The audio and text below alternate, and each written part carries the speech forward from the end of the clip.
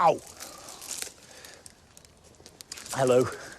Welcome to Gardener's World, and welcome to my least favourite job of the year. This is a lovely bramble called Rubus tibetianus. But it's about as prickly as a plant knows how to be.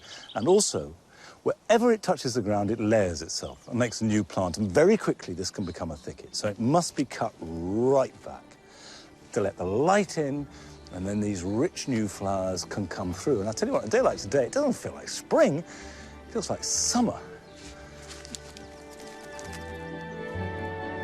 On tonight's programme, we join Frances Tophill for the last time in Barbados, where she visits a very special tropical garden.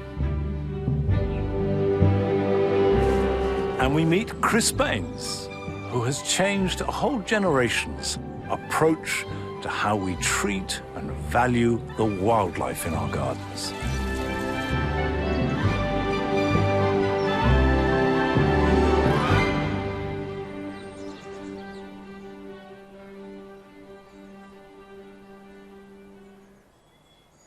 I mentioned a few weeks ago that I was planning big changes here in the orchard. And what I'm going to do is make a soft fruit garden in the middle of the orchard. So we have layers of fruit, but there's a lot of grass to remove before we can even think of planting. And I have, in the past, removed turfs with this, which is my grandfather's turf lifter.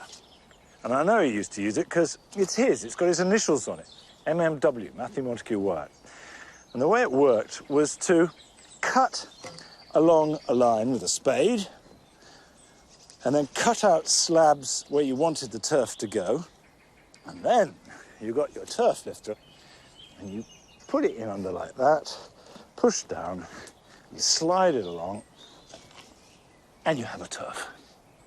And you do that over all the area you need to cover. And you'll end up sore, exhausted, and glad you don't have to do it again. However, I'm going to cheat.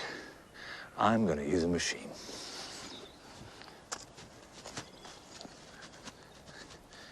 This is a turf cutter.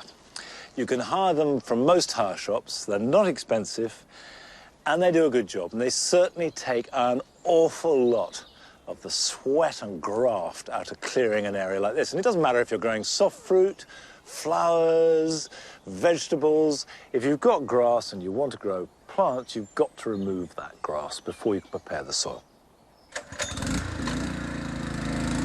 And this works very simply. It's got 4 wheels and it's got a blade underneath it that just simply oscillates and goes underneath the turf, cuts it all the way along, and then when you've finished, you can just gather it up.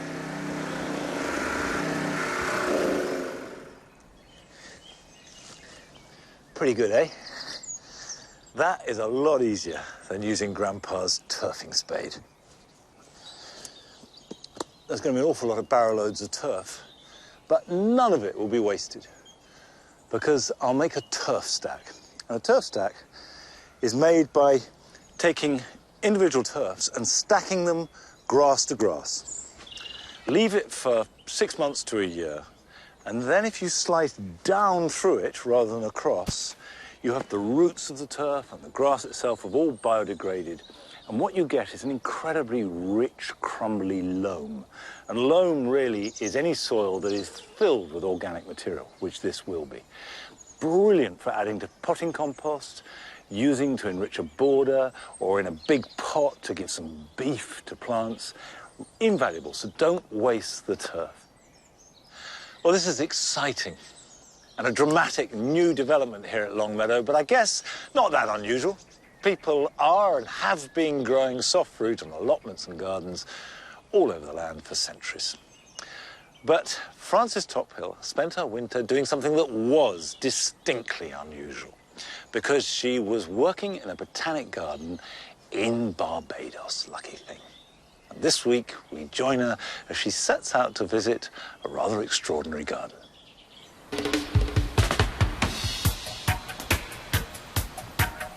At just under 300 square miles, Barbados is a tiny island. It's one of the jewels of the Caribbean.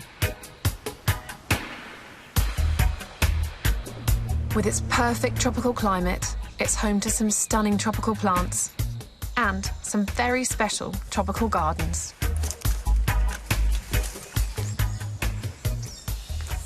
I've been here in Barbados for a while now, and I'm getting to know the island and the people, and everyone is so friendly. But the one thing I keep hearing is you must visit this amazing garden. Apparently it's magical. So here I am, and I'm very excited.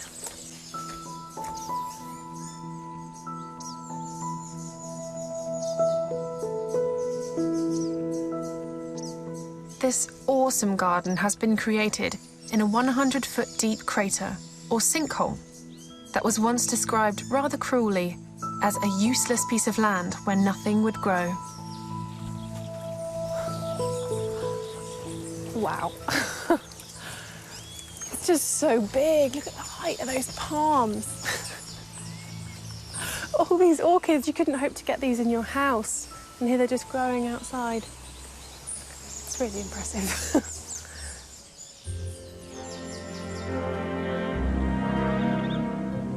Apart from rubbish, the only thing here were these incredible royal palms. Barbadian Anthony Hunt ignored local sentiment, saw the potential, bought the land, and created a paradise. So, Anthony, when you decided to take on the challenge, how did you kind of go about creating the garden that you wanted? Well, the first thing I had to do, of course, was build the steps. Because when we had the steps finished, once we did that, then you could bring all the garbage out and at the same time bring down the compost, all the plants, all the pots, and really all the big plants that we needed to use for the landscaping, plus the statues.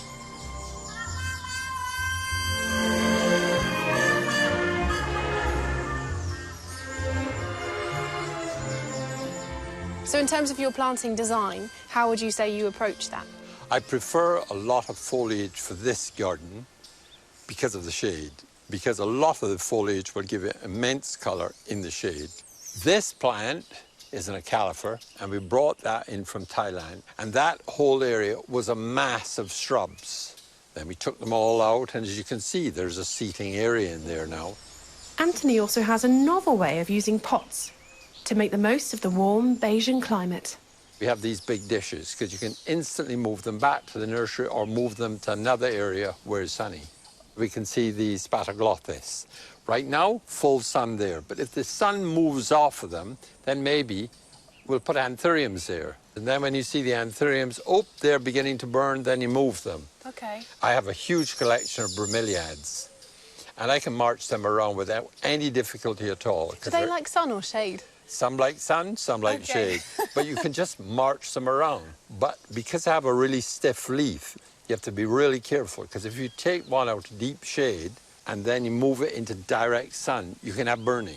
So it's knowing your plants and knowing your garden. And knowing the plants, knowing the garden, and know where it's come from. Anthony is constantly tweaking and refreshing the plants in his garden and grows many of them himself. He uses one method called air layering that encourages roots to grow from the stem of an existing plant. So first you do is tear off the leaves like this, get them off, and about 1 inch, you just take a knife or a secateurs, you take the skin off all the way around, okay? Okay. And then on this piece that you've got where there's no bark, you put rooting powder. Now this is a hardwood cutting, so I use for hardwood. Once the flesh of the stem is exposed, the area is wrapped in damp compost and covered with foil to keep it moist.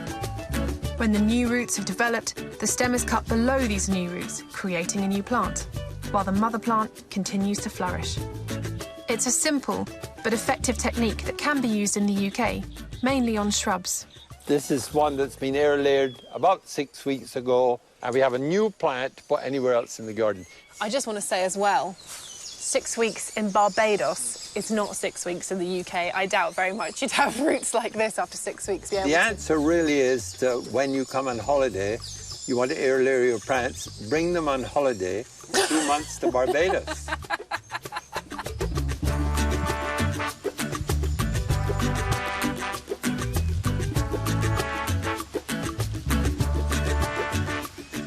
great thing about this garden is it's full of these little intimate, smaller spaces that force you to stop and take in the views. And it's a really great design tool for anyone with a big garden. But if you had a small urban plot like this, that might be a house next to you, and he's put these huge bananas in, but anything that's big, make the whole space feel enclosed and really, really intimate. The thing about this garden that's so noticeable is it's absolutely crammed full of plants. If you weren't careful, you could very easily walk around without ever looking up, just looking at all the different things. And crucially, all those plants are really foliage-driven, just a few little accents of small incidental flowers. But then you get down to the very bottom of the sinkhole here, and it's a big open space, and it gives you a real chance for the first time to take in that amazing view and that steep slope.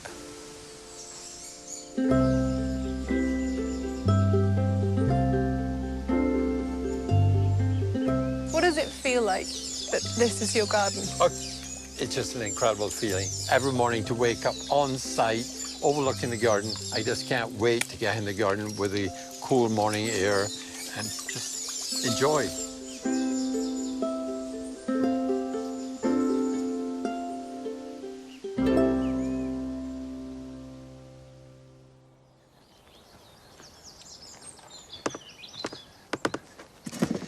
It is interesting how often that an unlikely location brings out the creativity in gardeners.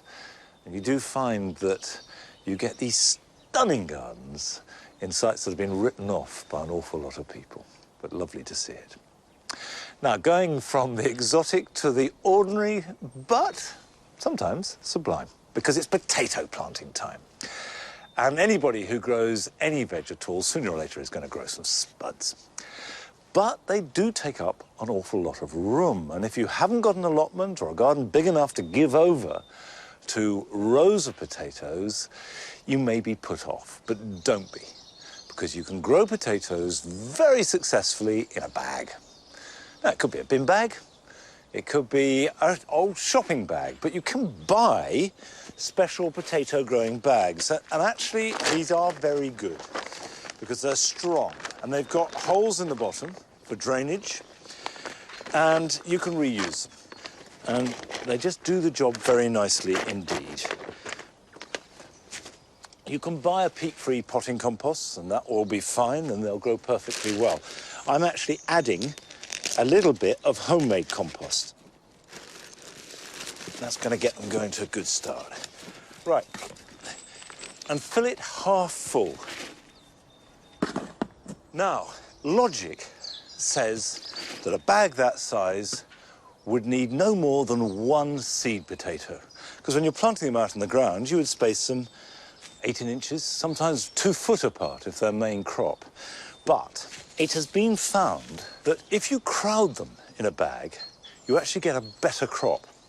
So I'm going to put 3 in a bag that size. Now, this is a variety called Orla, and they will be ready to harvest about the beginning of July. And you can see there's a little eye there, and that's the shoot that's going to produce the foliage. If you've got 3 or 4, rub the extras off. You only need 1. Pop them in with the eye sticking up, and then cover them over with more compost. And then when the foliage reaches the top of the bag, you can earth it up by covering it with more compost. And that will encourage better tuber formation and also stop any risk of them getting green, because where the tubers see the light, they turn green, and then they're poisonous and no good. So you've got to keep them covered with soil. You don't need to put that anywhere warm. You don't need to water it at this stage. Only water it when you start to see the growth. That's it. Growing potatoes is easy. And you'll be amazed at how delicious and satisfying that crop of new potatoes in July is going to be. Now, all of us garden presenters have been putting forward the argument for the one plant, the golden jubilee plant that has had the most impact on the way that we garden and look at our gardens over the last 50 years. And this week, it's a chance for Mark Lane to put forward his case.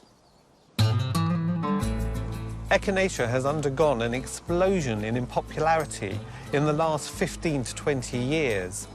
It was brought over in the 18th century as a herbal remedy from North America, and now we use it to extend the season from June all the way through into autumn. And there are wonderful cultivars, all in different colours, and also different shapes and forms. The Greek word for echinacea is actually echinos, which means hedgehog, and it looks just like that, especially when it's covered in frost through the winter months. My favourite is Echinacea pallida. It's absolutely beautiful and sublime, and the petals are actually really elongated and just droop down from the central cone, and it just looks wonderful. Its impact on the naturalistic prairie style of planting is why Echinacea is my Golden Jubilee plant. When you've heard all 10 proposals, you will have a chance to vote on your Golden Jubilee impact plant. And then we will announce the result at Gardeners World Live in June, and we'll be telling you how to do that. Now, here at Longmeadow, we've been cutting back with a vengeance. The grass borders have had their annual shear, but in the jewel garden, I've cut back the purple hazels. That's let in a lot more light already, and you can see new, fresh growth almost by the day, which makes it the perfect moment to lift and divide herbaceous perennials. Herbaceous perennials, as the name implies, die right back in winter and then start to grow very vigorously in spring. This is a group of Iris sibirica, a lovely iris with small, intense blue flowers. And the point about doing it at this time of year is that the roots are really being vigorous, so that if you dig them up quickly and replant, those roots want to grow. They want to get out into new conditions. And so instead of checking them, in many ways it stimulates growth. And you can see there, good, healthy plant, and because it will grow outwards, that will have renewed vigor.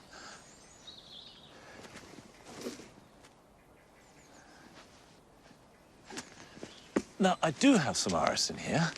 I've got a clump growing in there and another one there. So I want to bulk it out. And the ideal place would be right here.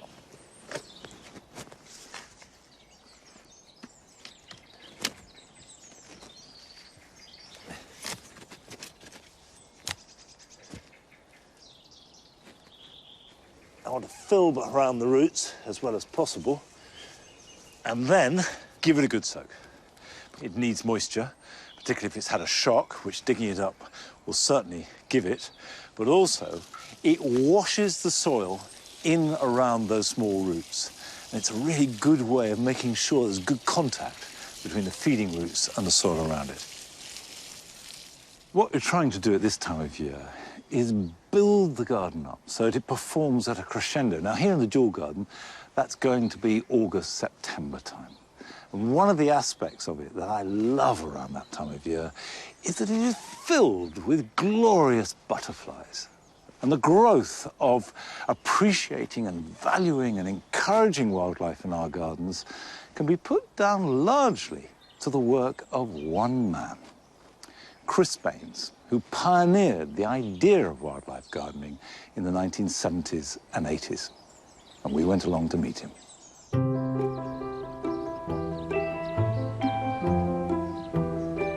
I grew up in Sheffield, in a family that was always out, always walking in the countryside, always in the garden. So I had a great love of nature from the very beginning. But I also saw most of my childhood landscape built over. It was, you know, the overspill area for the city, so the quarry pond I used to fish for newts in went, the hayfield across the road went. And that, I think, coloured my life quite a lot with hindsight. And through the 70s, there was a big growing awareness that the countryside was not the same place it had been 10, 15 years before. So the whole nature conservation movement was beginning to build up steam, but it was completely preoccupied with agriculture, the agricultural revolution, the loss of hedgerows. But nobody in the conservation movement really was looking at towns and cities. And the idea that there could be anything worth saving in the middle of towns never crossed the conservationist's mind. I'd also been working in problem housing areas in Brixton and Toxteth and Deptford. And what I've been doing was working with kids, particularly, getting them involved in growing things. And it became very obvious that actually you didn't need to see otters and golden eagles. If you could watch a ladybird walking up a plant stem, that was intriguing enough on the doorstep. And I remember at the end of the Brixton riots in '81, when everything was trashed and burned out, nobody had touched the sunflowers on the Tulse Hill Nature Garden because the kids had planted them with me, and everybody on that estate knew that. So I was really convinced that actually quite modest nature conservation, where people lived and worked, had a real role to play.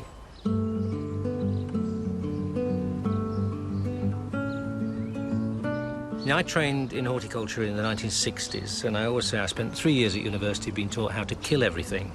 And wildlife in the garden was either a pest, a disease, or a weed. And the idea that you would encourage it was just, nobody had really thought about it or talked about it. But I think the big breakthrough came when, for some reason, Gardener's World invited me to do a kind of makeover of a raw garden on a housing estate in Peterborough. And I had the choice of what I did with this garden. And halfway through the makeover, Peter Seabrook, who was presenting the programme then, said... Chris, what's your sort of master plan here? Well, I've designed what I've called a rich habitat garden. It's a garden to sit in, hopefully, rather than to slave away in. And I've also designed it, hopefully, to be attractive to lots of wildlife, to birds and butterflies and so on. And he just looked at me with one of those looks and he said, "And you really think gardeners are going to be interested in that?"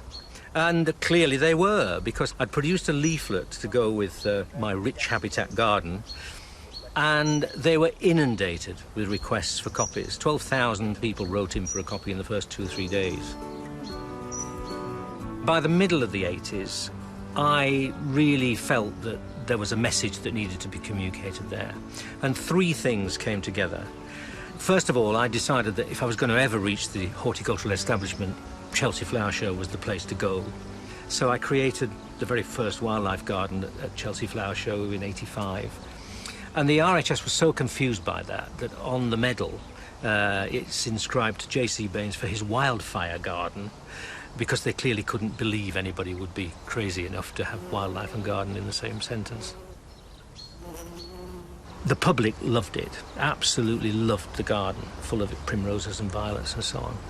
The second thing was that I moved house and decided that actually filming the change in the garden over a year would be a great thing to do. And I made a programme called Blue Tits and Bumblebees, which took a very plain and ordinary garden and over the space of 12 months put in the pond, grew the flowers, and the wildlife came. And the third thing was that I wrote a book, How to Make a Wildlife Garden, because it was obvious that people wanted help. They needed lists of plants. They needed to know what to do. And those 3 things really made a difference. I never felt that there was a need for a complete change. What I've always wanted is for ordinary people with ordinary gardens to just tweak things a bit. Not to turn them all into nature reserves, but rather to say, well, actually, yeah, my little garden could make a bit of a difference to the wider landscape and give me more pleasure. And now, if you go into any garden centre, you're confronted by just mountains of bird food and bird feeders and nest boxers. So there's been a complete revolution in many ways. And from a conservation point of view, it's very clear that all of those gardeners making a little bit of difference in their own patch has been the salvation of frogs and dragonflies and goldfinches and a whole range of species. And that gives me a great buzz even now.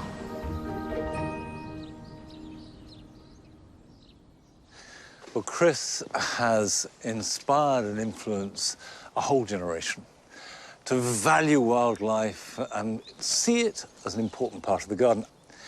However, sometimes wildlife can be a little bit of a challenge. Here in a tulip bed, I noticed yesterday a rabbit hole. so I filled it in. Came out this morning, and that little blighter has dug in exactly the same place. I think even the patience of the sainted Chris Baines might be stretched by that rabbit. Come on. Well, the weather's been all over the shop today. We've had blazing sunshine, it's been quite chilly. So let's see what the weather is going to be like for you over the next couple of days.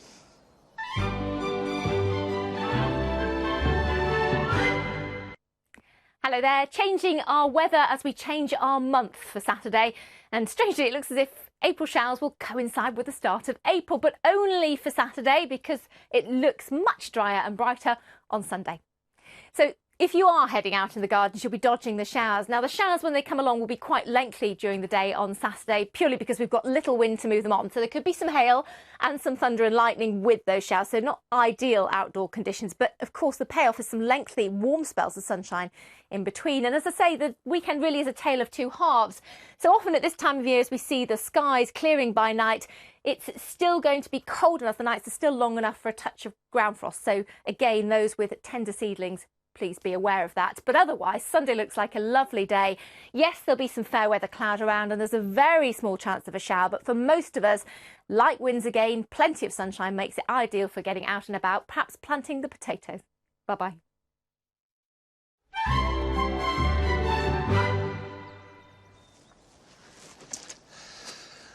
Well, at this time of year, sometimes it's hard to know where to begin in the garden. So here are 3 jobs you can focus on.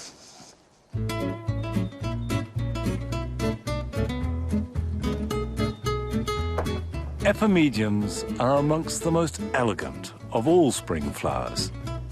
But this can be hidden by last year's foliage.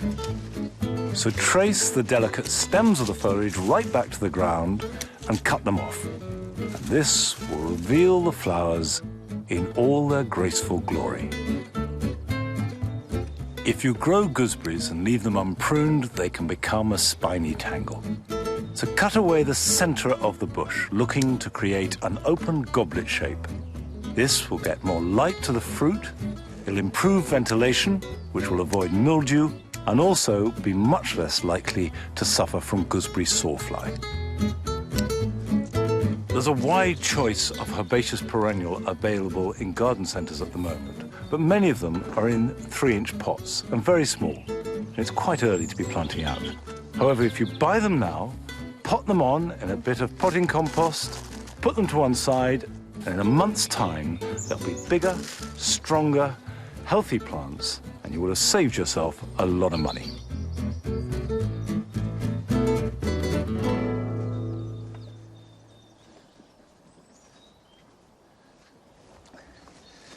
This is the turf stack I was telling you about.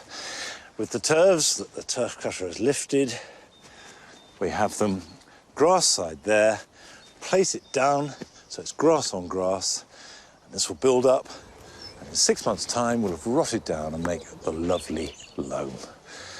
Well, we'll have to wait for that, and also wait for our next programme, because that's it for today. But I'll see you back here at Longmeadow next time. Till then, bye-bye.